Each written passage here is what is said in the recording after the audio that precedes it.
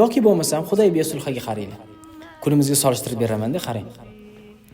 Hudaybiya sulhida shunaqa sulh bo'ldiki, kim Muhammad sallallohu alayhi va sallamni tarafidan murtad bo'lib Makka mushriklari tarafiga o'tsa, u payg'ambarimizga qaytarilmaydi. U omonlikda.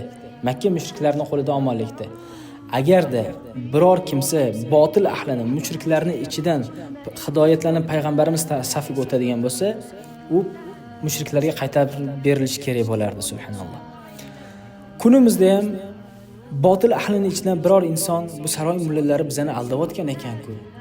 Bular bizlarning tog'utlarga itoat qilishga bo'ysundirib berayotgan ekan-ku. Asl haqiqat aslida tashqaridagi da'vatchilar aytganidek yolg'iz Allohga ibodat qilishimiz kerak ekan-ku. Bu tog'ut ekan-ku bizning yurtimizdagi boshliqlar, saroy mullalarida turib ko'zi ochilishi bilan yo yurtdan haydashadi, yo bizlarni yomonlashadi yoki olib borib qamashadi, subhanalloh. Xuddiki Alloh azza va jalla Ibrohim surasida aytganidek, va qolallazina kafaru li rusulihim lanukhrijannakum min ardina aw lata'udunna fi millatina.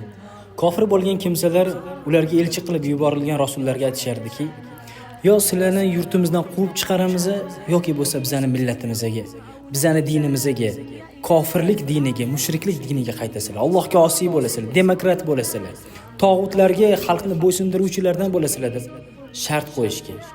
Endi kunimizga bir boqing-da. Agarda siz Allohgagina ibodat qilib, unga hech narsani sherik qilmasdan, tog'utlardan bari bo'lgan holatda islomni hayotingizga tatbiq qilsangiz, O'zbekiston konstitutsiyasini emas, Allohning konstitutsiyasi bo'lgan Qur'onni hayotingizga tatbiq qilsangiz va bu asosda yashasangiz, farzandlarim Qur'ondan tahsil olsin deb hujralarga bersangiz, siz vatan xoinisiz. O'zimni dinimga amal qilay deb turib hijrat qilib tashqariga chiqsangiz, tutib olib kelishadi. Yo bizani dinimiz demokratiya bo'yicha yashaysan, yoki bo'lmasam seni yo'q qilamiz deyshadi. Qadimgi mushriklardan nima farqi bor kunimizdagi mushriklarning? Allohum musta'an. الذل دوما وحياة النائمين أيسود الصرغ فينا ويهود الخائنين قد ملل الذل دوما وحياة النائمين